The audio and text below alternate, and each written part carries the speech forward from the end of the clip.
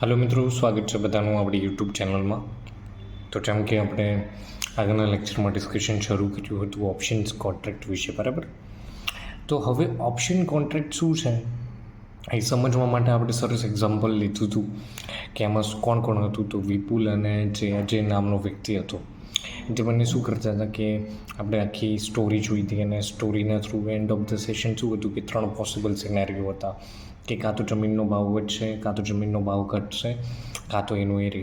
તો ત્રણેય કેસમાંથી આપણને ક્લિયર સમજ હતી કે એક કેસમાં જ બાયરનો ફાયદો છે, યાની કે જે અજયનો ફાયદો છે, બાકીના બંને કેસમાં કોનો ફાયદો છે? સેલરનો। હવે આજે થોડું આપણે ઓપ્શન સમજીએ કે એક્ઝેક્ટલી ઓપ્શન શું હોય છે। જો ઓપ્શન્સ અહીંયા સિમ્પલી આપણે શું છે, તો ઓપ્શન જુઓ, ઓપ્શન્સ હંમેશા બે ટાઈપના હોય। જ્યારે પણ તમને ઓપ્શન્સની વાત કરવામાં આવે છે ત્યારે હંમેશા યાદ રાખવાનું ઓપ્શન્સ કેટલા ટાઈપના હોય? બે। એક છે કોલ અને બીજું છે પુટ, બરાબર। કોલ મતલબ આપણે એને સીઈ કહી શકીએ। શું કહી શકીએ? સીઈ। અને પુટ મતલબ જેને આપણે પીઈ કહી શકીએ। હંમેશા જ્યારે પણ તમે તમારા બ્રોકરના પ્લેટફોર્મ ઉપર જોશો કે જ્યારે પણ તમે તમારા ચાર્ટમાં જોશો ત્યારે તમને અવારનવાર રેફર થતું હશે સીઈ અને પીઈ વિશે, બરાબર। તો કોલ મતલબ સીઈ, પુટ મતલબ પીઈ। ફૂલ ફોર્મ શું થાય? તો કોલ યુરોપિયન થાય અને પુટ યુરોપિયન, મતલબ ઓપ્શન્સ બે નેચરના હોય, અમેરિકન અને યુરોપિયન નેચર।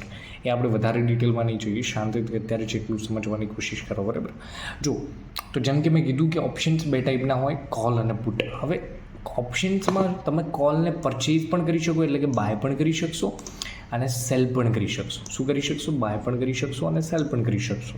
એવી જ રીતે તમે પુટને બાય પણ કરી શકશો અને સેલ પણ કરી શકશો। થોડું તમને કન્ફ્યુઝન લાગી રહ્યું હશે, એનું કારણ છે કે ઓપ્શન્સનું એવું સ્ટ્રક્ચર છે કે જેનું પણ ફર્સ્ટ ટાઈમ છે એને થોડી કન્ફ્યુઝન થશે, બરાબર।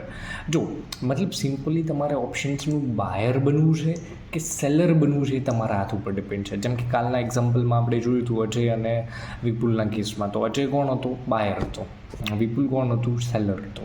તો તમને ખબર છે કે સેલરના 66% ચાન્સીસ હોય છે, કેમ કે 3 પોસિબલ સિનેરિયો, એટલે કે પ્રાઇસ વધશે, કાં તો ઘટશે, કાં તો એની એ જ રહેશે। આ 3 પોસિબલ સિનેરિયોમાંથી 2 સિનેરિયો કોના ફેવરમાં છે? ઓપ્શન સેલરના। મતલબ 66.66% ચાન્સીસ છે કે કોણ વિન કરશે? સેલર। જ્યારે બાયરના કેટલા ચાન્સીસ છે? 33% ચાન્સીસ છે કે એના ફેવરમાં માર્કેટ। એને ક્યારે પ્રોફિટ છે? જ્યારે એની ડાયરેક્શન, યાની કે જે પણ એને પોઈન્ટ ઓફ વ્યૂ બનાવ્યો છે એ પોઈન્ટ ઓફ વ્યૂમાં જ્યારે મતલબ એનું આઉટકમ સાચું પડશે ત્યારે જ બાયર પૈસા બનાવશે। મતલબ 3 પોસિબલ સિનેરિયોમાંથી એક જ પોસિબલ સિનેરિયો છે જે બાયરના ફેવરમાં છે। એટલે જ્યારે પણ તમે નક્કી કરો છો, જ્યારે પણ તમે પોઈન્ટ ઓફ વ્યૂ બનાવો છો અને માર્કેટમાં તમે ટ્રેડ કરવા આવો છો, તમારી જોડે હંમેશા 3 ઓપ્શન હશે, સ્પોટ માર્કેટ, ફ્યુચર અને ઓપ્શન્સ। અને તમે એમાંથી ડિસાઇડ કરો છો કે મારે ઇન્વેસ્ટમેન્ટ કરવું છે તો તમે સ્પોટ માર્કેટનો યુઝ કરશો, જો તમારે ટ્રેડ કરવું છે તો તમે ફ્યુચર કાં તો ઓપ્શન્સનો યુઝ કરશો। હવે ફ્યુચર નથી કરતા તો ઓપ્શન્સ કરો છો, તો ઓપ્શન્સમાં તમારી જોડે ચોઈસ છે કે તમારે ઓપ્શન્સનું બાયર બનવું છે કે આ જ ઓપ્શનનું શું બનવું છે? સેલર બનવું છે। એ તમારી ઉપર છે, બરાબર। તો જેમ કે મેં કીધું કે સૌથી પહેલું તમારું સિલેક્શન કરવાનું હશે કે જો ઓપ્શન્સ બે ટાઈપના હોય, કોલ અને પુટ। તો કોલ અને પુટ કેવી રીતે આપણે ડિફાઇન કરીશું? જો સિમ્પલ છે, જ્યારે પણ તમને એવું લાગે છે કે માર્કેટ ઉપર જશે, એટલે કે કોઈ એવી વસ્તુ ઉપર તમારું પોઈન્ટ ઓફ વ્યૂ છે કે તમને લાગે છે કે એના ભાવ વધશે, તો તમે શું કરશો? સિમ્પલી તમે કોલને બાય કરવા વિશે વિચારશો। અત્યારે જસ્ટ બાયરના પર્સપેક્ટિવથી આપણે જોઈશું। અને જ્યારે તમને એવું લાગે છે માર્કેટ ડાઉન સાઇડ જશે, તો તમે સિમ્પલી શું કરશો? તમે પુટને બાય કરવાનું વિચારશો। પુટ મતલબ પડી જવું મતલબ જ્યારે પણ માર્કેટમાં તમને એવું લાગે કે પ્રાઇસ ડાઉન જશે, એટલે તમે શું કરશો? પુટને બાય કરવા વિશે વિચારશો। જ્યારે તમને એવું લાગે કે માર્કેટ ઉપર જશે તો તમે કોલને બાય કરવા વિશે વિચારશો। અત્યારે આપણે સેલિંગની વાત નથી કરી રહ્યા, ના કોલ કે ના પુટ ના સેલિંગ, જસ્ટ બાઇંગની વાત કરી રહ્યા, મતલબ આપણે ઓપ્શન્સના બાયર વિશે ડિસ્કશન કરી રહ્યા, બરાબર। યાની કે તમે કોલ ખરીદશો કાં તો પુટ ખરીદશો। ક્યારે કોલ ખરીદશો? જ્યારે તમને એવું લાગે છે માર્કેટ ઉપર જશે તો સિમ્પલી કોલ ખરીદી લો। તમને જ્યારે એવું લાગે છે માર્કેટ નીચે જશે તો સિમ્પલી શું કરી લો? પુટ ખરીદી લો। અત્યારે આપણે સેલરનું ડિસ્કશન કરતા નથી, તો જસ્ટ એટલું અત્યારે માઇન્ડમાં રિમાઇન્ડ રાખજો કે ઓપ્શન્સના હંમેશા તમે બાયર પણ બની શકો અને સેલર પણ બની શકો છો, બરાબર। તો બાયરનો વ્યૂ શું છે? તો વ્યૂના હિસાબથી તમે પરચેઝ કરવાની કોશિશ કરશો, બરાબર। જો તમારો વ્યૂ ઉપર છે તો તમે કોલ બાય કરી લેશો, એટલે કે સીઈ બાય કરશો। જો તમારો વ્યૂ ડાઉન સાઇડ છે તો તમે શું કરશો? પીઈ બાય કરશો। એક્ઝેક્ટલી, બરાબર. હવે જો સેલરનું કામ શું છે, જો તમે સેલર ડિસાઇડ કરો છો કે મારે ઓપ્શન્સનું બાયર નથી બનવું, ઓપ્શન સેલર બનવું છે, સેલરના શું બેનિફિટ છે, એ ઘણા બધા બેનિફિટ છે. પછી આપણે આગળ ધીરે ધીરે જોઈશું જ્યારે ઓપ્શન્સ ગ્રીક વિશે સમજીશું, ડેલ્ટા, થીટા, ગામા, વેગા વિશે, બરાબર. ત્યારે આપણે સમજીશું કે કન્ક્લુઝન પણ લઈશું કે ઓપ્શન સેલિંગનો કેટલો મોટો બેનિફિટ છે, બરાબર, અને ઓપ્શન્સ બાઇંગનો શું ફાયદો છે, બધું ડિસ્કશન કરીશું. બટ હરેક પહેલુંના બે પાસા છે એ તમે અહીંયા જોઈ શકો છો, બરાબર. હવે સિમ્પલી જુઓ, સૌથી પહેલાં જ્યારે પણ તમે નક્કી કરો છો કે મારે ઓપ્શન્સમાં ટ્રેડ કરવું છે, મતલબ ઓપ્શન્સ એક ઇન્સ્ટ્રુમેન્ટ છે, એનો યુઝ કરીને ટ્રેડ કરવું છે, તો સૌથી પહેલું તમારે સિલેક્શન કરવાનું છે કે કોલ બાય કરવું છું કે પુટ બાય કરવું છું. પછી તમારું સૌથી પહેલું કામ થશે કે સ્ટ્રાઇક પ્રાઇઝનું સિલેક્શન કરવું. હવે સ્ટ્રાઇક પ્રાઇઝ શું છે, એ સ્ટ્રાઇક પ્રાઇઝ સમજવા માટે સૌથી પહેલાં આપણે જો અહીંયા સિમ્પલી તમારે એક આખી પ્રોસેસ કહી દઉં હું કે જ્યારે પણ તમે ડિસાઇડ કરવો છો કે ઓપ્શન્સમાં ટ્રેડ કરવું છે, તો સૌથી પહેલું તમારે સ્ટ્રાઇક પ્રાઇઝ સિલેક્ટ કરવાની રહેશે. સ્ટ્રાઇક પ્રાઇઝ સિલેક્ટ કરવા માટે તમારે ઓપ્શન ચેઇન જોવી પડશે. ઓપ્શન ચેઇનમાંથી જ્યારે તમે કોઈ સ્ટ્રાઇક પ્રાઇઝ સિલેક્ટ કરશો, પછી તમારે ડિસાઇડ કરવાનું છે કે કોલ ખરીદવો છે કે પુટ ખરીદવો છે, કોલને સેલ કરવો છે કે પુટને સેલ કરવો, એ તમારા ઉપર ડિપેન્ડ છે. તમારા વ્યૂના હિસાબથી તમે આમાંથી સિલેક્શન કરશો અને ફાઇનલી પછી તમે તમારા બ્રોકરના પ્લેટફોર્મ ઉપર એક્ઝિક્યુશન કરશો. આ સિમ્પલ સ્ટેપ છે, આવી રીતે તમે તમારા વ્યૂને ટ્રેડ કરી શકશો. તો સૌથી પહેલાં સ્ટ્રાઇક પ્રાઇઝ શું છે એ સમજીશું, પછી ઓપ્શન ચેઇનને કેવી રીતે જોવી, ઓપ્શન ચેઇન છે શું એના વિશે સમજીશું, અને સ્ટ્રાઇકનું સિલેક્શન્સ કેવી રીતે કરવું એ બધું જ આપણે ડિટેલમાં ધીરે ધીરે સમજવાની કોશિશ કરીએ છીએ, બરાબર. આજે થોડી સ્ટ્રાઇક પ્રાઇઝ વિશે ડિટેલ લઈ લઈએ.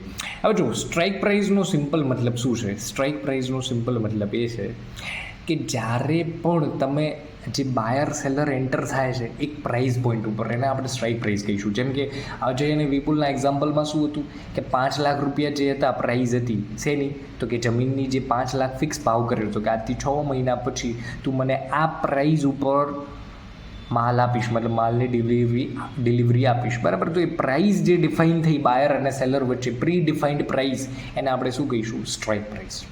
કે બાયર અને સેલર એટલે કે જ્યારે પણ તમે ઓપ્શન્સ કોન્ટ્રાક્ટ કરશો ત્યારે તમારે એક પ્રાઇસ ડિફાઇન કરવી પડશે, બાયર અને સેલરને એક પ્રાઇસ, જેને આપણે સ્ટ્રાઇક પ્રાઇસ કહીએ, એ સ્ટ્રાઇક પ્રાઇસ ઉપર તમે એન્ટર થશો.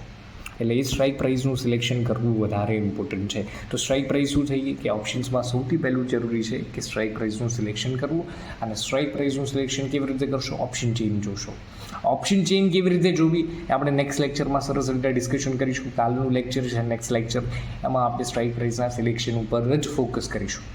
બટ અત્યારે માઇન્ડમાં જો કન્સેપ્ટ ક્લિયર છે કે સ્ટ્રાઇક પ્રાઇસ સિલેક્ટ કરવી. સ્ટ્રાઇક પ્રાઇસ શું છે, તો અહીંયા જો એક એનોલોજી સરસ હું દોરું, માર્ક કરવાની કોશિશ કરું કે કેવી રીતે, કે આવી રીતે લેફ્ટ સાઈડ તમારા બાયર છે, શું છે, બાયર છે, લેફ્ટ પોર્શનમાં તમારા બાયર છે, અને રાઈટ પોર્શનમાં એક્ઝામ્પલ જેમ કે લઈએ આપણે સેલર છે, જે શું કરી રહ્યો છે, સેલ કરવાની કોશિશ કરી રહ્યો. કેમ સેલ કરી રહ્યો છે, એનો કંઈક વ્યૂ હશે, પોતાનો પોઈન્ટ ઓફ વ્યૂ હશે, અને હરેક વ્યક્તિના પોઈન્ટ ઓફ વ્યૂ ડિફરન્ટ હશે. મેં પહેલાં લેક્ચરમાં તમને કીધું હતું ક્યારેય કોઈના પોઈન્ટ ઓફ વ્યૂ સેમ હોઈ શકે નહીં. હવે વચ્ચે શું છે કે સ્ટ્રાઇક પ્રાઇસ હશે. જેમ કે સ્ટ્રાઇક પ્રાઇસ મતલબ સ્ટોકનો ભાવ, જેમ કે ચલો રિલાયન્સનો ભાવ ચાલે છે 2900 રૂપિયા, અને તમારે આજથી 6 મહિના પછી કઈ પ્રાઇસ ઉપર ખરીદવું છે, જેમ કે 2900 ચાલે છે, તમને લાગે છે ભાવ વધશે, તો અત્યારે જે માર્કેટમાં ભાવ ચાલે છે ઓછા છે, તો મેં 2900 પ્રાઇસ સિલેક્ટ કરી લીધી. તો સિમ્પલ આ કોન્ટ્રાક્ટ કહેવા શું માગે છે, આ કોન્ટ્રાક્ટ એવું કહેવા માગે છે કે ભાઈ બાયર સેલરને કહી રહ્યો છે કે ભાઈ 2900 પ્રાઇઝ ઉપર આજથી મહિના, 2 મહિના, 3 મહિના પછી મને તારે આ પ્રાઇઝ ઉપર ડિલિવરી આપવાની છે. એવું કોને કહે છે, સેલરને. સેલર પણ મંજૂર કરે છે કહું કે ભાઈ હું આ પ્રાઇઝ ઉપર તમને ડિલિવરી આપીશ આજથી 3 મહિના પછી, ભલે એ ટાઈમે ગમે તે રેટ ચાલતો હશે, પણ હું જો મારો રાઇટ એક્સરસાઇઝ કરું છું તો તારે મને આપણે ભાવ જે નક્કી કર્યું છે એ ભાવ ઉપર તારે મને ડિલિવરી આપવી પડશે. આના માટે બાયર શું કરે છે, પ્રીમિયમ પે કરે છે, કોને, સેલર્સને, બરાબર. તો હવે શું થશે, 3 મહિના પછી જો ભાવ વધી ગયો છે, 3000 પહોંચી ગયો ભાવ, તો શું કરશે, બાયર પોતાનો રાઇટ એક્સરસાઇઝ કરશે અને સેલરને કહેશે કે ભાઈ લાય, મેં આપણી વચ્ચે જે કોન્ટ્રાક્ટ થયો તો તારે મને 2900ના ભાવના હિસાબથી ડિલિવરી આપવાની છે. એટલે સેલર શું કરશે, સૌથી પહેલાં માર્કેટમાં જઈ 3000 રૂપિયા ઉપર ખરીદી અને ફાઇનલી તમને 2900 ઉપર ડિલિવરી આપશે, મતલબ 100 રૂપિયા પર શેર નુકસાન ખાઈને, બરાબર. અહીંયા સ્ટ્રાઇક પ્રાઇસ પહેલેથી નક્કી કરેલી છે, મતલબ પ્રી ડિફાઇન્ડ પ્રાઇસ છે. સેકન્ડ વસ્તુ સમયગાળો ફિક્સ છે. થર્ડ વસ્તુ શું છે કે ક્વોન્ટિટી પણ ડિફાઇન છે. અહીંયા ક્વોન્ટિટી પણ નક્કી જ છે. જેમ કે એક્ઝામ્પલ, જેમ કે 500 ક્વોન્ટિટી, મતલબ 500 ક્વોન્ટિટીની ડિલિવરી સેલરને આપવાની છે, બરાબર. એટલે શું થશે, સિમ્પલી આ એક કોન્ટ્રાક્ટ થઈ ગયો. ઓફિશિયલ લેવલ ઉપર ઓપ્શન્સ કોન્ટ્રાક્ટ આવી રીતે થશે. એટલે જ આને શું કહેવાય છે, સ્ટ્રાઇક પ્રાઇસ. અને સ્ટ્રાઇક પ્રાઇસના સિલેક્શન માટે શું જરૂર છે, ઓપ્શન ચેન્જ જોવી પડશે કે કઈ સ્ટ્રાઇક પ્રાઇસ ઉપર આપણે એન્ટર થવું, અને સિલેક્શન કેવી રીતે કરવું એ પણ એક સ્કિલ છે કે તમે સ્ટ્રાઇક પ્રાઇસ કેવી રીતે સિલેક્ટ કરશો. રેન્ડમલી તમે સિલેક્ટ ના કરી શકો, કેમ કે જો તમને ઓપ્શન્સનું નોલેજ હશે તો બધું જ તમને હરેક વસ્તુની પાછળ તમને રીઝન સમજાશે કે કેવી રીતે સ્ટ્રાઇક પ્રાઇસ સિલેક્ટ કરવી, કેવી રીતે ઓપ્શન ચેન્જ જોવી, કેવી રીતે ડેલ્ટા, થીટા, ગામા, ભેગા બધું જોવું, કન્સિડર કરવું, એ બધું જ ખબર પડશે, બરાબર. અત્યારે ખાલી એટલું એક્ઝામ્પલ તરીકે યાદ રાખવાનું છે કે કેવી રીતે કોન્ટ્રાક્ટ હોય. તો પહેલી પ્રી ડિફાઇન્ડ પ્રાઇસ હોય, એમાં બાયર સેલર એન્ટર થઈ રહ્યા છે, અને એ જે પ્રાઇસ છે એનો મતલબ એવો છે કે જે પણ આપણું એક્સપાયરી છે, જેને આપણે કીધી કે આજથી સમયગાળા પછી, ભલે મહિનો હોય, 2 મહિના હોય, 3 મહિનો, જે પણ સમયગાળો નક્કી કર્યો, એના પછી તમારે એ ટાઈમે તમારે ડિલિવરી આપવી પડશે. કોને? સેલરને ડિલિવરી આપવી પડશે, બાયરની. હવે બાયર પોતાનો રાઇટ ક્યારે એક્સરસાઇઝ કરશે? ડેફિનેટલી છે કે જ્યારે એનો વ્યૂ રાઇટ હશે ત્યારે.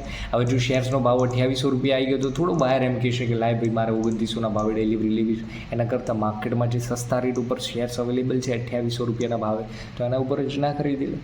એ શું કામ 2900 રૂપિયા ઉપર ખરીદશે? એટલે એ પોતાનું જે પ્રીમિયમ પે કર્યું હતું એ જતું કરશે. કેમ કે મેં તમને કાલના એક્ઝામ્પલના થ્રુ સમજાવ્યું હતું કે જે પ્રીમિયમ છે નોન રિફંડેબલ છે. પ્રીમિયમ મતલબ કે જે એક્સ્ટ્રા અમાઉન્ટ પે કરી છે શેના માટે? રાઇટ લેવા માટે. રાઇટ મતલબ અધિકાર લેવા માટે. શેનો અધિકાર લેવા માટે? કે ભાઈ તું મને આટલા સર્ટેન પીરિયડ પછી તું મને ડિલિવરી આપે, એના માટે મારે શું કરવું પડશે? એને કંઈક પ્રીમિયમ આપવો પડશે. અને જે પ્રીમિયમ રિસીવ કરશે સેલર, એટલે એ ઓબ્લિગેટેડ થઈ જશે, બંધાઈ ચૂક્યો છે, હવે ફરી શકશે નહીં. બાયર પોતાનો જો રાઇટ એક્સરસાઇઝ કરે છે તો ડેફિનેટલી સેલરને એને ડિલિવરી આપવી પડશે, બરાબર. તો આ એક સિમ્પલ કોન્ટ્રાક્ટ છે. આ જ કોન્ટ્રાક્ટનો આપણે યુઝ કરીશું આપણા ટ્રેડ કરવા માટે, બરાબર. હવે કાલે થોડું બેટર વેમાં સમજીશું. અત્યારે જસ્ટ એક ઝલક આપી છે, અને ખાસ અત્યારે તમારે જસ્ટ આટલું યાદ રાખવાનું છે કે ઓપ્શન્સ 2 ટાઈપના હોય, call, put, buy and sell. ઓપ્શન્સના બાયર પણ બની શકો છો અને ઓપ્શન્સના સેલર પણ બની શકો. સેલરના શું બેનિફિટ છે, ઓપ્શન્સને સેલ કરવાના, અને ઓપ્શન્સને બાય કરવાના શું બેનિફિટ છે, એ બધું આપણે નેક્સ્ટ લેક્ચરમાં શરૂ કરીશું. તો જય હિન્દ, જય ભારત. નેક્સ્ટ લેક્ચરમાં મળીએ.